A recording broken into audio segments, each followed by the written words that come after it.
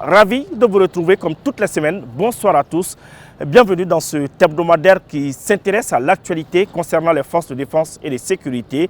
Comme d'habitude, nous allons commencer avec l'édito de la semaine et c'est signé Colonel Mariam Sagara.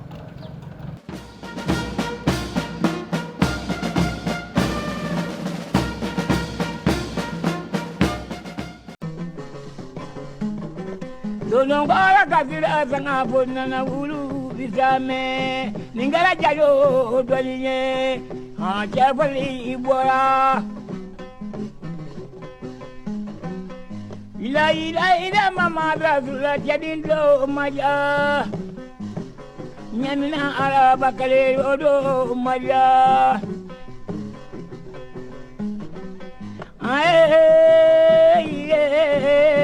maule kolo kolo tiadu yanyado. L'AES, force montante du développement et de paix en Afrique de l'Ouest, s'illustre dans un décor de gloire. Théâtre de bandes terroristes et de mercenaires rendus possibles par les mains invisibles, la situation sécuritaire s'est dégradée au fur et à mesure. Pour donner aux citoyens de l'AES cette paix, la pression asphyxie l'ex-puissance coloniale et ses missionnaires qui ne veulent pas lâcher prise, d'où la détérioration dans les relations avec l'organisation sous-régionale et internationale. La sortie du 28 janvier est salutaire et salvatrice. L'annonce conjointe a vibré et secoué la toile mondiale. Une nouvelle vie commence pour l'AES, plus de paternalisme, plus de liberté sur mesure, plus de notes attribuées à nos pays. Nous n'avons plus de maître parce que nous avons pris notre destin en main. Les médias menteurs au bout du désespoir mettent en boucle les fausses informations, mais la caravane de l'AES n'en souffre guère. Les attaques médiatiques se multiplient, hélas, l'AES marche à grands pas. La véritable souveraineté est enfin là et l'intégrité territoriale y est. Restons vigilants pour préserver ces acquis chers pour notre espace commun. À ces jours, la convention historique, la politique culturelle et commune et le passeport commun corrobore cette réalité d'un protocole d'accord entre nos pays. Une armée unifiée par les soldats des trois pays est en plein essor pour la sauvegarde de la paix.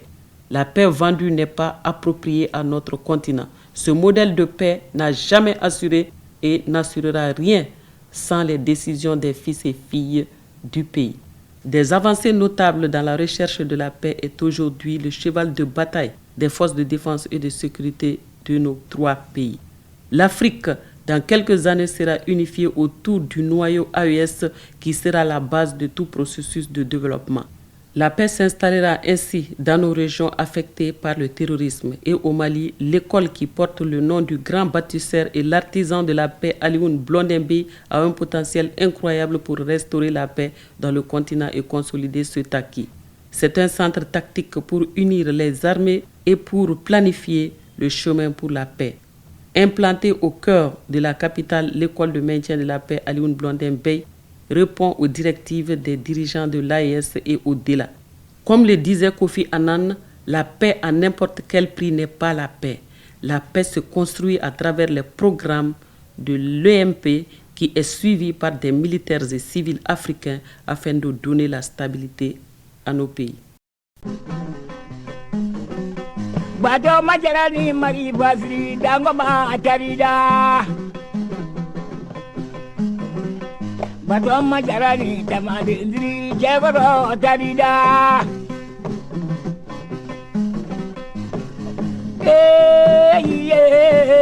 Maule kolo koluwa jadu menyanye sajara sabawu la yamaye.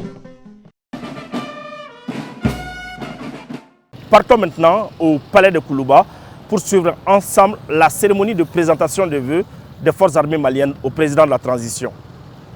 Au nom de l'ensemble des forces de défense et de sécurité paramilitaires, je voudrais vous réitérer notre disponibilité, engagement et dévouement dans l'accomplissement de la mission qui nous a été confiée. Il s'agit d'éradiquer les menaces de l'irrédentisme téléguidé, le terrorisme les tensions communautaires instrumentalisées et les groupes criminels organisés. Une promesse qui rassure, surtout quand elle est faite par celui qui tient la tête des proue opérationnels de notre outil de défense.